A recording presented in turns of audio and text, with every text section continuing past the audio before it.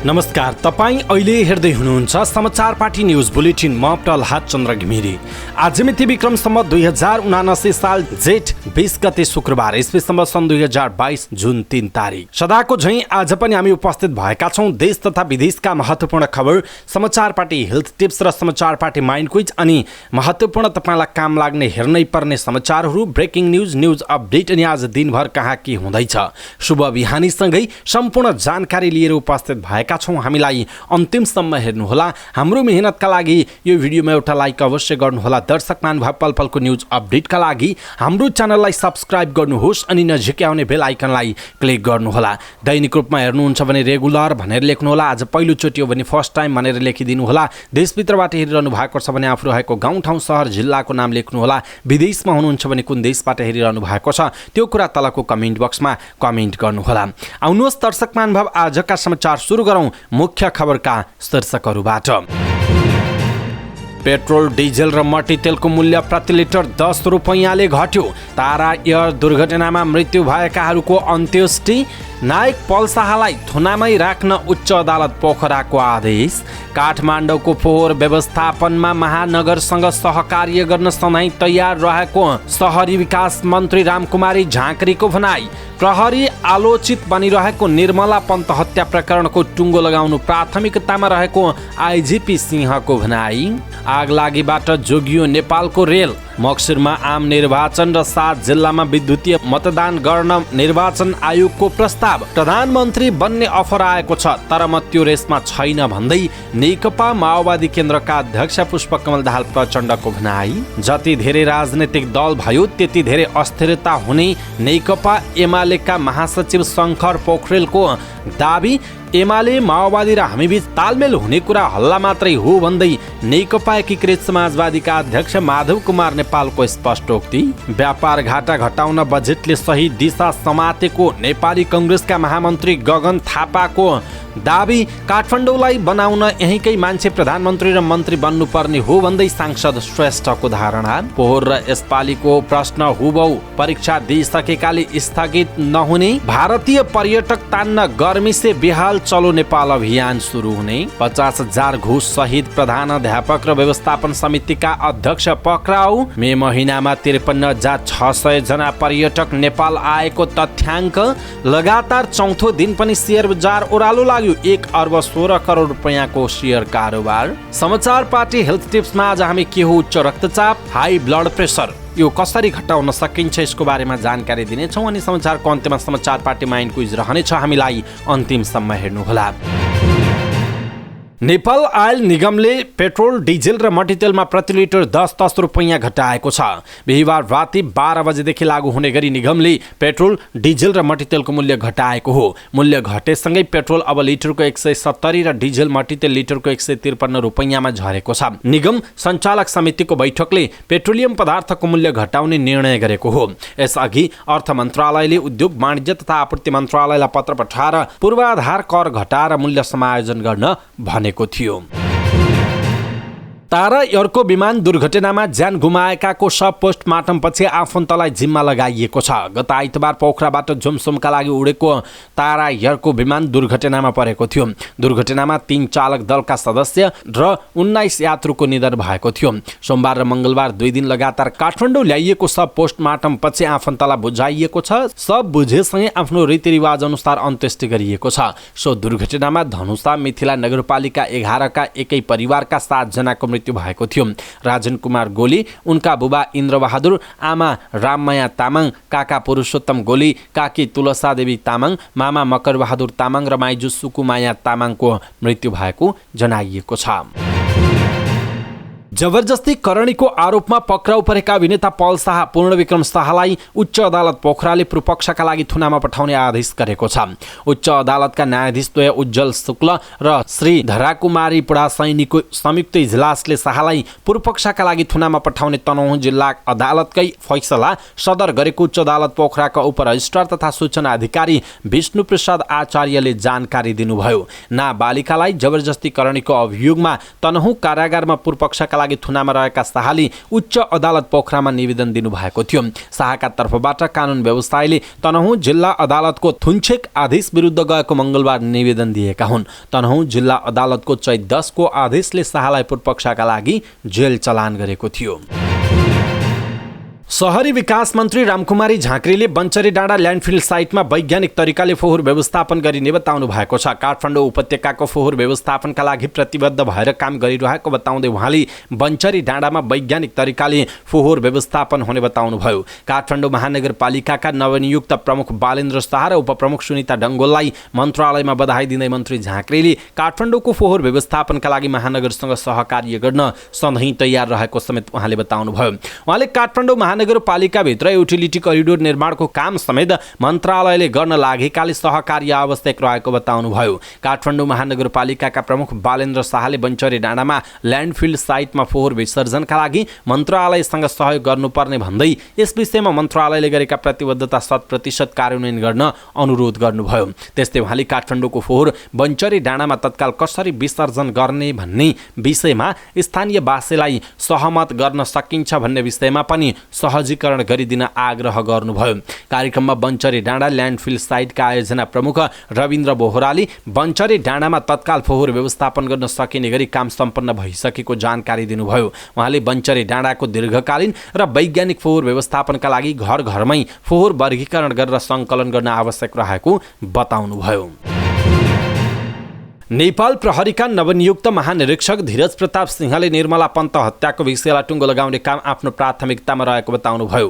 प्रहरी प्रधान कार्यालयमा आयोजित पत्रकार सम्मेलनमा महानिरीक्षक सिंहले नेपाल प्रहरी आलोचित बनिरहेको प्रकरणमा आफ्नो ध्यान जाने बताउनु भएको हो। उहाँले प्रहरीको सरुवा बडुवामा अनावश्यक चलखेल बन्द गर्ने प्रतिबद्धता पनि बताउनुभयो। महानिरीक्षक सिंहले आफ्नो ब्याचमा उत्कृष्ट हुने व्यक्तिलाई नै सरुवा र बडुवामा प्राथमिकता दिने गरी आफूले काम गर्ने प्रतिबद्धता व्यक्त गर्नुभयो। महानिरीक्षक सिंहले अघिल्ला महानिरीक्षकहरूले प्राथमिकतामा राखेर अगाडि बढाएका कामहरूलाई पनि आफूले निरन्तरता दिने बताउनुभयो। नेपाल सरकारले सिंहलाई गएको वैशाख 18 गते प्रहरीको महानिरीक्षकमा नियुक्त गरेको थियो। सिंहलाई महानिरीक्षकमा नियुक्त गरेसँगै दावेदार मानिएका अतिरिक्त महानिरीक्षकहरूले सर्वोच्चमा मुद्दा दायर गरेका थिए। यसको टुङ्गो अझै लागेको छैन। महानिरीक्षक सिंहले आइजिपीको कार्यभार सम्हालेको 1 महिना पुगेको छ। नेपालको एकमात्र रेल आगलागी हुनबाट जोगिएको छ। बिहीबार दिउँसो 3:15 जयनगरबाट कुर्थातर्फ आउने क्रममा जयनगरको 1 नम्बर गेटबाट निस्किएको केही बेरमै रेलको एउटा बग्गीबाट धुवाँ निस्कन थालेको थियो। बग्गीको सामान राख्ने र्याकमा लागेको एसिड पोखिएपछि धुवाँ निस्कन थालेको नेपाल रेलवे विभागका महाप्रबन्धक निरञ्जन झाले जानकारी दिनुभयो। धुवाँ निस्के पनि आगलागी हुन नदिएर तत्कालै नियन्त्रणमा लिएको उहाँले बताउनुभयो। ठुलो क्षति हुनबाट जोगिएको छ। झाले भन्नुभयो, प्रहरी तथा रेलवे कर्मचारीले तत्कालै नियन्त्रणमा लिएपछि आगलागी भएन, नभए ठुलै क्षति हुने अवस्था थियो उहाँको भनाइ छ।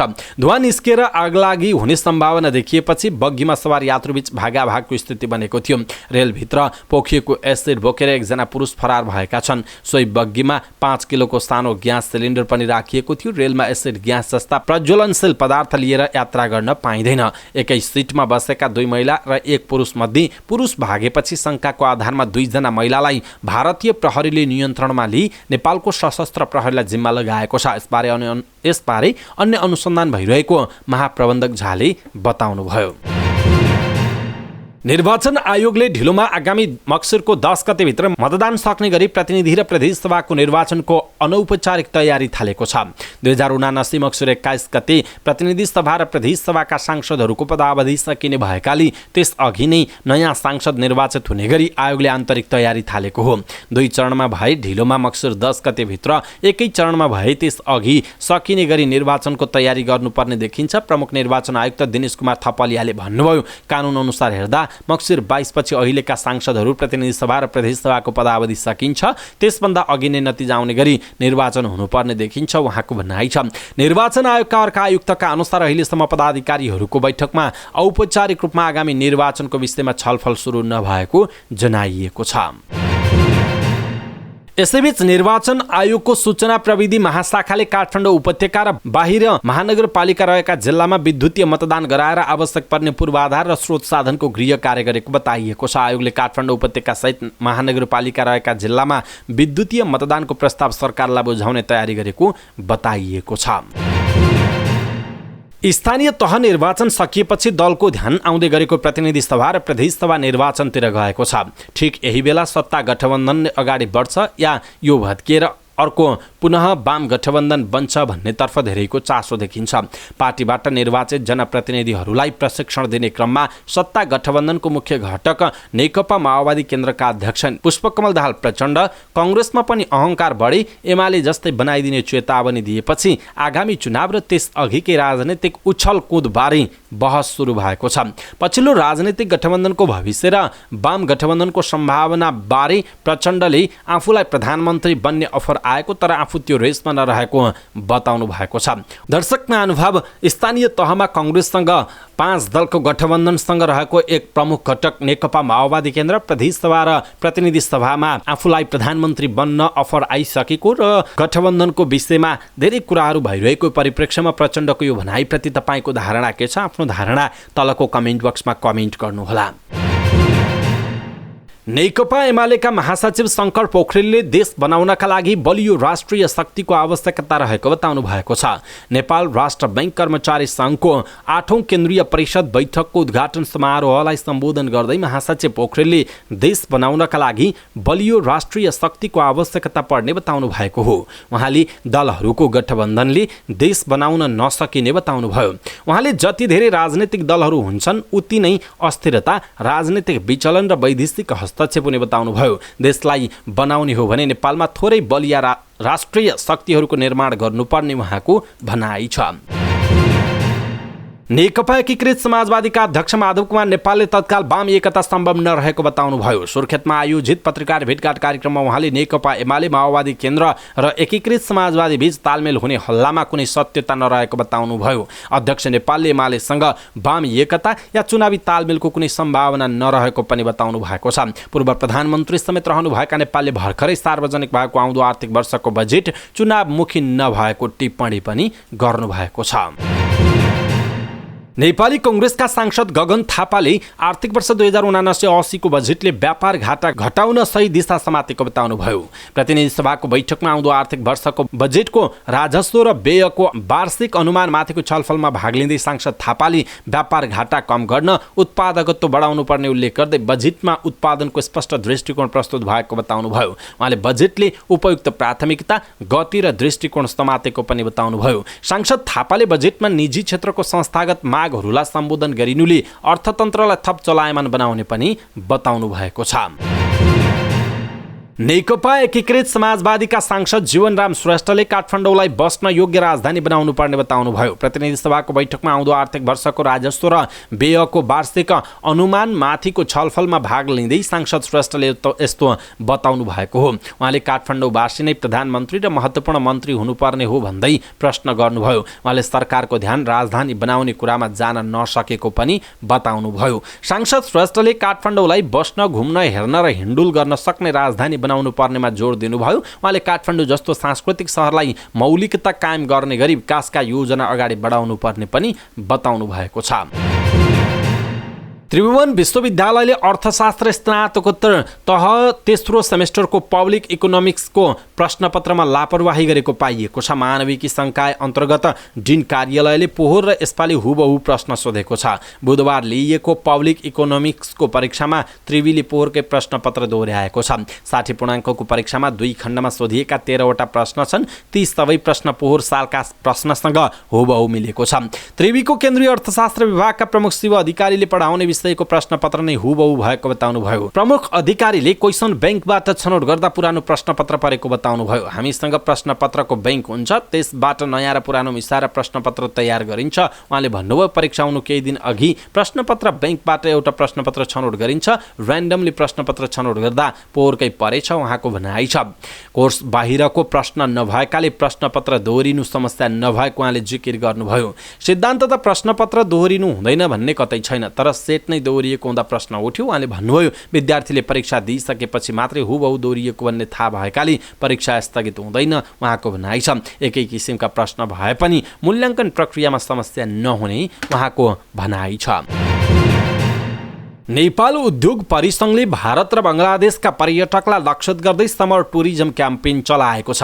बिहिबार परिसङ्घले काठमाडौँमा पत्रकार सम्मेलन गर्दै भारत र बङ्गलादेशमा रहेका प्रकृति प्रेमीहरूलाई नेपाल घुमाउन समर टुरिज्म क्याम्पेन सुरु गरेको हो। गर्मीलाई लक्षित गर्दै परिसङ्घले भारतमा गर्मी से बेहाल चलो नेपाल अभियान थालेको हो। उस्तै शब्द बङ्गलादेशमा पनि चलाइने परिसङ्घले जनाएको छ। परिसङ्घका अध्यक्ष विष्णु कुमार अग्रवालले कोभिड-19 पछि भारतीय र बङ्गलादेशी सहित अन्य देशका पर्यटक समेत बिस्तारै बाहिर निस्कन थालेको अवस्थामा उनीहरूलाई नेपालमा आकर्षित गर्न यो अभियान सञ्चालन गरेको बताउनुभयो। अख्तियार दुरुपयोग अनुसन्धान आयोगले महोत्तरीको एकडारा गाउँपालिका 1 मा रहेको एकडारा माविका प्रधानाध्यापक र विद्यालय व्यवस्थापन समितिका अध्यक्षलाई घुससहित पक्राउ गरेको छ। पक्राउ पर्नेमा प्रधानाध्यापक राम दिनेश मण्डल र व्यवस्थापन समितिका अध्यक्ष विनोद पासवान रहेको अख्तियार दुरुपयोग अनुसन्धान आयोगको कार्यालय बर्दिवासले जनाएको छ। विद्यालयमा भवन निर्माण सम्बन्धी कामका लागि सेवाग्राहीबाट जिल्ला सदरमुकाम जलेश्वरमा रहेको एक होटेलमा 5 बजी घुस लिइरहेको अवस्थामा अख्तियारको केन्द्रीय कार्यालय टङ्गाल र बर्दिवासको संयुक्त टोलीले 2 जनालाई रङ्गी हात पक्राउ गरेको हो। घुस रकमसहित पक्राउ परेका 2 जनालाई आवश्यक कारबाहीका लागि प्रक्रिया अगाडि बढाइएको अख्तियारले जनाएको छ। अघिल्लो अङ्ग्रेजी महिना अर्थात् मे महिनामा 53,000 जनाभन्दा धेरै विदेशी नेपाल आएका छन्। नेपाल पर्यटन बोर्डका अनुसार मे महिनामा 53,608 जना पर्यटक नेपाल आएका हुन्। यो कोरोना महामारी सुरु हुनु अघि अर्थात् सन् 2019 को मे महिनाको तुलनामा 25.7% कमी हो। सन् 2020 को मे महिनामा 31 जना र गएको वर्षको मे महिनामा 1468 जना पर्यटक नेपाल आएका थिए। यो वर्ष मे महिनामा सबैभन्दा धेरै भारतबाट 26,662 जना पर्यटक नेपाल आएका छन्। समग्रमा दक्षिण एसियाबाट 30,566 जना पर्यटक नेपाल आएका छन्। यस्तै दक्षिण एसियाली देशबाट 2,223 र युरोपबाट 6,895 जना, अमेरिकी देशबाट 8,033 जना, न्युजिल्यान्ड र अस्ट्रेलियाबाट 1,694 जना पर्यटक नेपाल आएको जनाइएको छ। लगातार चौथो दिन बिहिबार पनि शेयर बजार ओह्रालो लागेको छ। शेयर बजार परिसूचक नेप्से 18.26 अङ्कले घटेर 2112.47 बिन्दुमा झरेको छ। म्युचुअल फन्ड बाहेक अरू सबैजसो समूहको शेयर ओह्रालो लागेकोमा बिमा समूहको शेयर उच्च अङ्कले घटेको छ। 227 वटा कम्पनीको 35,66,000 किता शेयर 1 अर्ब 16 करोड 15 लाख रुपैयाँमा कारोबार भएको छ। सबैभन्दा धेरै माउन्टेन हाइड्रो नेपालको 12 करोड 12 लाख रुपैयाँको शेयर किनबेच भएको छ। सबैभन्दा धेरै प्रभु लाइफ इन्सुरेन्स कम्पनीको शेयर 6.5% ले घटेको छ। समग्रमा बजार घटे पनि बलिफी हाइड्रोको शेयर 10% बढेको छ। समाचार पार्टी न्यूज बुलेटिनमा अब पालो भएको छ समाचार पार्टी हेल्थ टिप्स। आजको समाचार पार्टी हेल्थ टिप्समा हामीले उच्च रक्तचाप अर्थात् हाई ब्लड प्रेसर भनेको के हो र यसलाई कसरी घटाउने यो विषयमा जानकारी दिनेछौँ। हामीलाई अन्तिमसम्म हेर्नुहोला। मुटुबाट रक्त सञ्चार हुने बेलामा रक्तनली आर्टरीको भित्तामा पर्ने दबावलाई रक्तचाप भनिन्छ। रक्तचापलाई मिलिमिटर अफ मर्करीमा नापिन्छ। माथिको रक्तचापलाई सिस्टोलिक र तलको रक्तचापलाई डायस्टोलिक भनिन्छ। सिस्टोलिक र डायस्टोलिक दुवै रक्तचाप शरीरका लागि उत्तिकै महत्त्वपूर्ण मानिन्छन्। सामान्य रक्तचाप 120/80 भन्दा कम हुनुपर्छ। उच्च रक्तचाप भन्नाले माथिको 140 वा सोभन्दा बढी र तलको 90 वा सोभन्दा बढी भएको अवस्थालाई भनिन्छ। माथिको 120 देखि 139 वा तलको 80 देखि 89 सम्मको रक्तचापलाई प्री हाइपरटेन्सन भनिन्छ। यो उच्च रक्तचाप हुनुभन्दा अगाडिको अवस्था हो। प्री हाइपरटेन्सनको अवस्थामा रहेको व्यक्तिलाई सामान्य रक्तचाप भएको व्यक्तिभन्दा उच्च रक्तचाप हुने सम्भावना बढी हुन्छ। त्यसैले यस अवस्थामा जीवनशैलीमा आवश्यक परिवर्तन गरेर भविष्यमा उच्च रक्तचाप हुनबाट आफूलाई बचाउन सकिन्छ। त्यसो त सामान्य रक्तचाप 120/80 भन्दा कम हुनुपर्छ। कहिलेकाहीँ सामान्य मानिसको रक्तचाप माथिको 90बाट 110 र तलको 60 देखि 70 सम्म पनि हुन सक्छ। सामान्य रूपले आफ्नो दैनिक कामकाज गर्न सक्ने व्यक्तिको रक्तचाप कम हुनु राम्रो मानिन्छ।